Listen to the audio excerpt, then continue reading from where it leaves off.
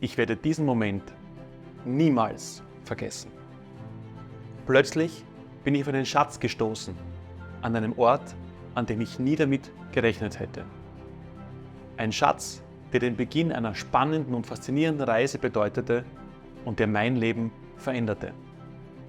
Als Kind sah ich mit meinen Großeltern ein paar alte Chaplin-Kurzfilme und amüsierte mich königlich über das hektische Gerenne und über den Klamauk. Ein paar Jahre später konnte ich mit diesen scheinbar oberflächlichen Filmchen jedoch nichts mehr anfangen. Kurz nach meinem 20. Geburtstag lief im Fernsehen Chaplins Film Der große Diktator. Es war einen Tag nach Weihnachten, 1997. Draußen fielen dicke Schneeflocken und ich saß staunend vor dem alten Röhrenbildfernseher. Wie konnte es sein, dass der Stummfilm-Clown Charlie Chaplin ein solch filmisches Meisterwerk erschaffen hatte? Ich konnte es mir einfach nicht erklären. Kurz nach Silvester stöberte ich in einem Buchgeschäft. Plötzlich entdeckte ich ein dickes, schwarzes Buch mit der Silhouette Chaplins darauf. Chaplin, sein Leben, seine Kunst. Der Name des Autors, David Robinson, sagte mir gar nichts. Aber ich konnte es nicht glauben, dass jemand über 860 Seiten über den Schauspieler schreiben konnte, der vor über 100 Jahren geboren worden war und der mit scheinbar dümmlichem Klamauk berühmt wurde.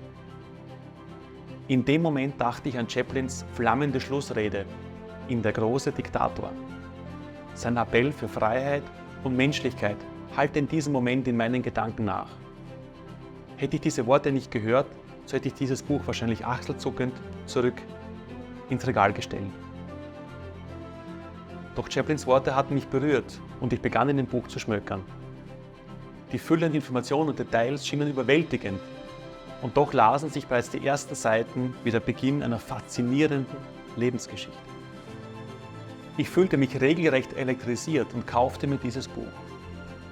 In diesem Moment konnte ich gar nicht ahnen, dass dieser Tag der Beginn einer Reise war, die 15 Jahre dauern sollte, und dieses Buch war mein Reiseticket.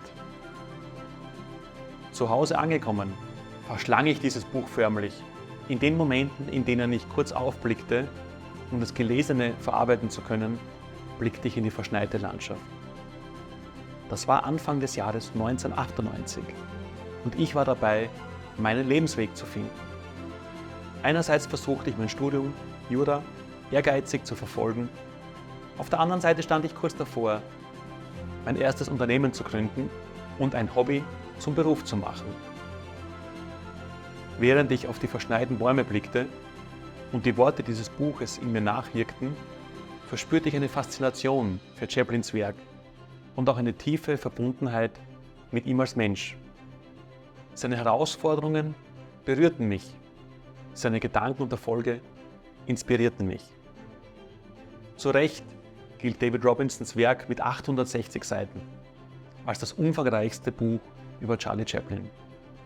In London schrieb The Times sogar darüber, wenn Sie mehr wissen wollen, als in diesem Buch steht, dann sind Sie absolut wahnsinnig. Doch ich wollte mehr wissen, viel mehr, aber nicht jedes historische Detail, sondern ich wollte alles über Chaplin als Mensch erfahren, über seine Persönlichkeit und sein Mindset.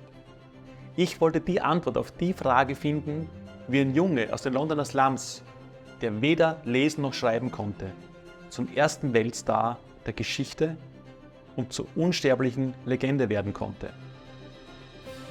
So begann meine Reise zu Chaplin, die über 15 Jahre dauern sollte.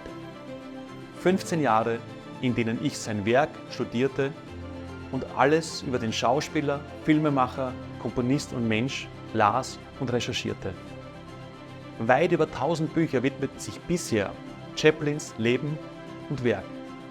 Seit fast 100 Jahren erforschen Filmhistoriker jeden Aspekt seines Werkes.